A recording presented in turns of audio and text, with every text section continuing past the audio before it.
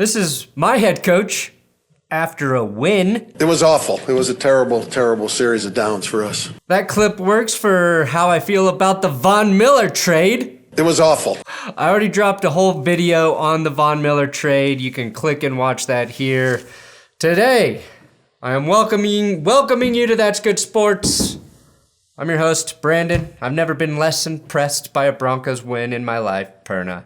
The Broncos are back at 500 after beating the unreleased emails team 17-10, and even in a win, they fumbled twice and threw an incompletion when all they needed to do was run 37 seconds off the clock. Today, I'll show you all 3 of the touchdowns scored in this game. Yes, 3 whole touchdowns. I'll explain the curse of the 30-yard line for both the Broncos and the unreleased emails team, and how 2 teams came together like a couple who's mastered the Kama Sutra to force us all to watch a grotesque and embarrassing finish. Also like a hippie couple who mastered the Kama Sutra. Worst finish of the season for sure. That's good sports.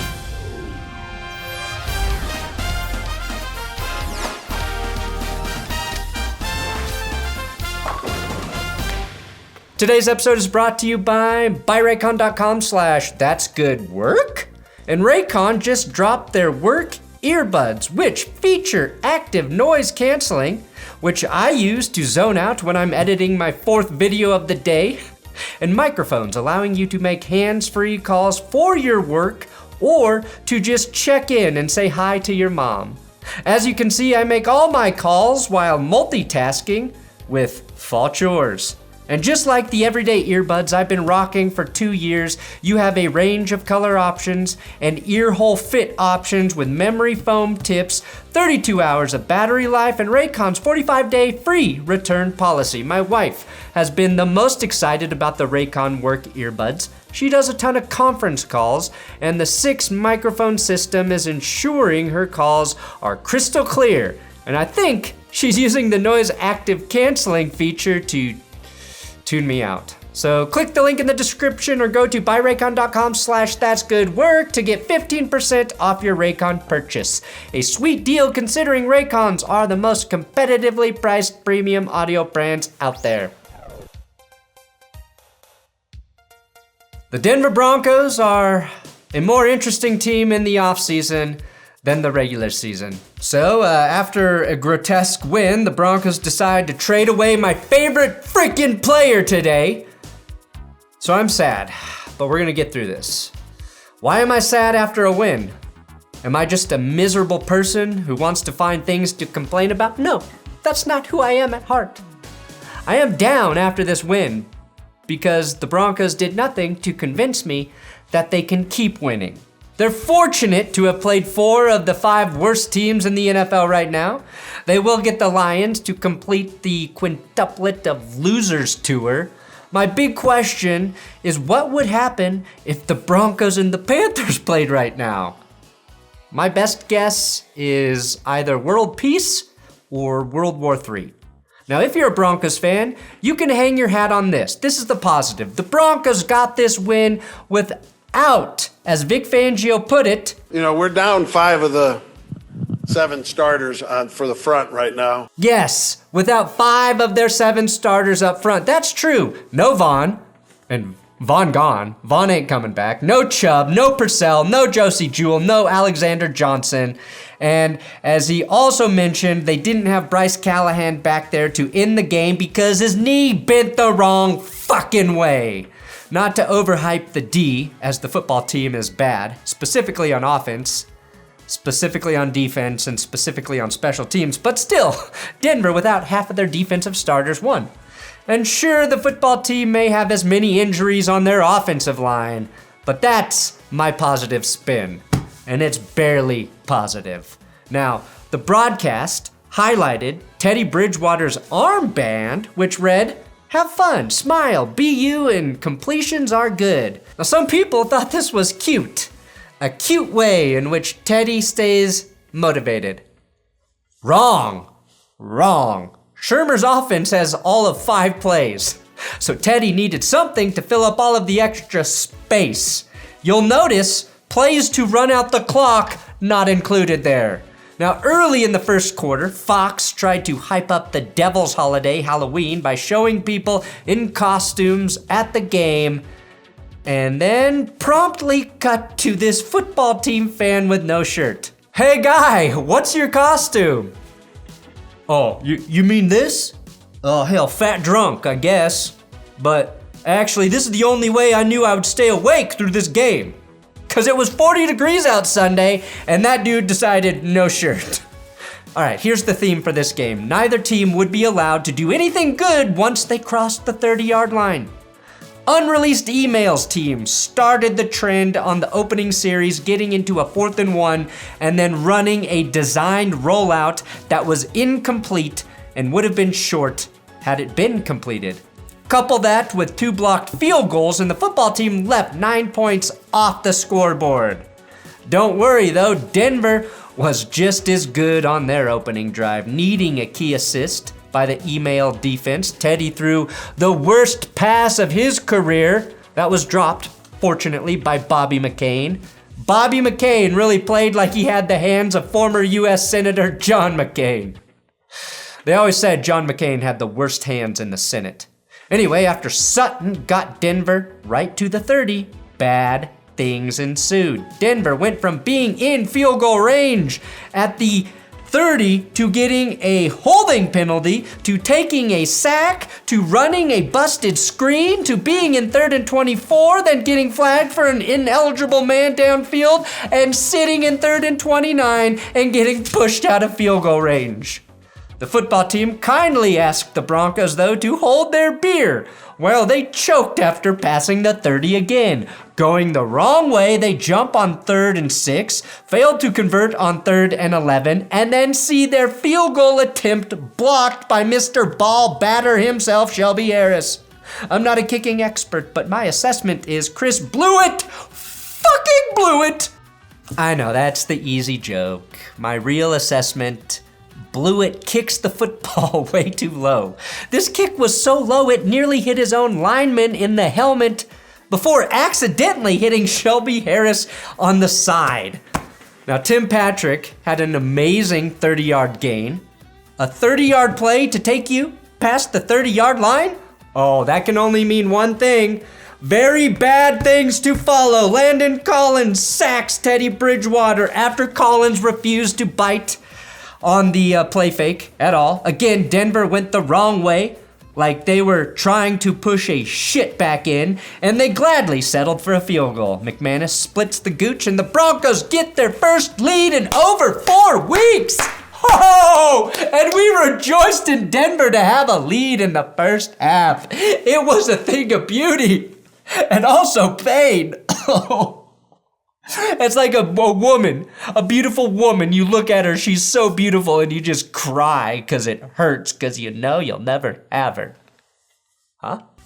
Gotta get hyped over 3-point leads. That's what a Bronco fan is these days. Next series, as soon as the football team crosses the 30, and I mean as soon as they cross, Stephen Weatherly, in his game time sunglasses, looking as badass as Vin Diesel from the Chronicles of Riddick, scares Taylor Heinicke into taking a sack from Draymond Jones. Football team settles for 3, tying the game. Now, Albert Okwuegbunam brought Denver past the dreaded 30, but since the 30-yard line curse can't say Okwuegbunam, it did not apply. The curse was busy Googling the spelling and the pronunciation of Okwuegbunam, and Melvin Gordon snuck into the end zone while the curse was off duty, giving the Broncos their first half touchdown since Von Miller wasn't trade bait.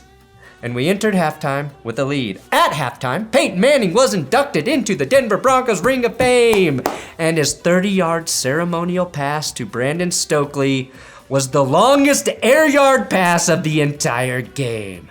Glad the Broncos had the decency to wait 1 day before trading Vaughn after honoring Peyton.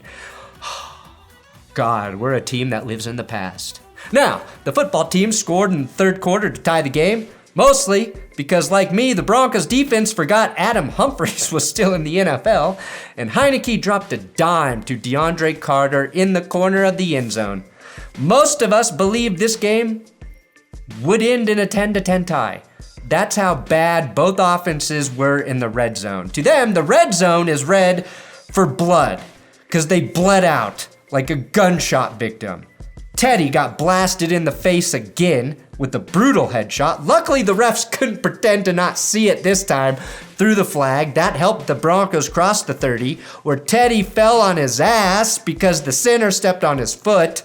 Poor Teddy Roosevelt, but that curse was strong because even the Gooch master himself was denied by the Gooch, and Denver missed a field goal. Then Chris Blewett had another kick blocked, this time by Draymond Jones. Finally, the Broncos completed an 8-play, 63-yard drive capped by a Melvin Gordon touchdown, who had 2 TDs on the day. A 1-touchdown lead was an insurmountable lead for Washington. Honestly, the touchdowns in this game weren't as interesting as both teams crumbling right at the 30 or the final couple minutes, which is what I want to focus on now. I'm dubbing it the worst ending to a win ever. The ending of this game was worse than that time I thought I paid for a happy ending. And it turns out I was at the butcher's shop and not a massage parlor. Much like me accidentally paying a butcher to cut off my penis, neither the Broncos nor the football team could finish. Taylor Heinicke, to his credit, led a nice drive to get the football team into striking distance to score a game-tying touchdown. Taylor had the unreleased emails at the 8-yard line, and then on 2nd and 7, Justin Simmons just sniffed out the play like a truffle pig. Washington Hogs reference? I don't know. And made an elite tackle on Terry McLaurin for no gain. Next play, Malik Reed rushed in and sacked Heinicke for a 10-yard loss, setting up a 4th and 19. Fangio promptly told Simmons to do another one of those Hail Mary picks that he did in the first half. He got it, and the game was over. The game was over. Justin Simmons was so good. I don't even care if he couldn't tell the difference between a phone and a water bottle. What's going on there, Justin?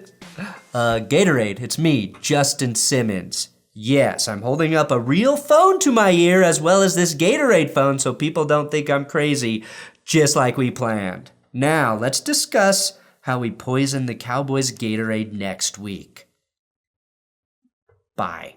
But the game wasn't over because Denver, with just 37 seconds left on the clock, fearing Washington with their scary 3 timeouts remaining, saw Javonte Williams fumble on their first play. Luckily, Dalton Reisner scooped that up. Then they run a bootleg for some dumb reason, not reading how that might not be a good call in this situation, made even more frustrating by Teddy Bridgewater throwing the ball instead of just sliding.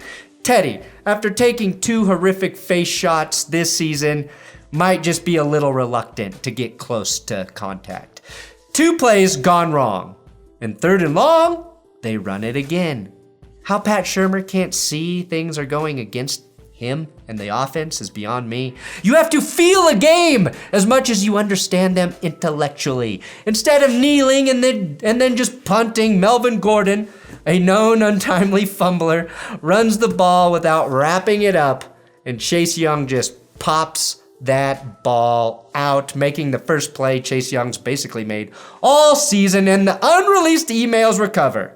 Those final 3 Broncos offensive plays were more offensive than any email Gruden ever sent to the football team. Now, thankfully, the Broncos were playing one of the few teams more inept at blowing golden opportunities in the red zone than themselves. Plus, Denver has Pat Surtain, who had a great pass defense on Washington's first play, textbook play in a clutch moment. And oh boy, Malik Reed was elite in the final 2 series, notching his 2nd sack of the game. Clutch, Malik. And I'm not sure what was worse for Washington, though.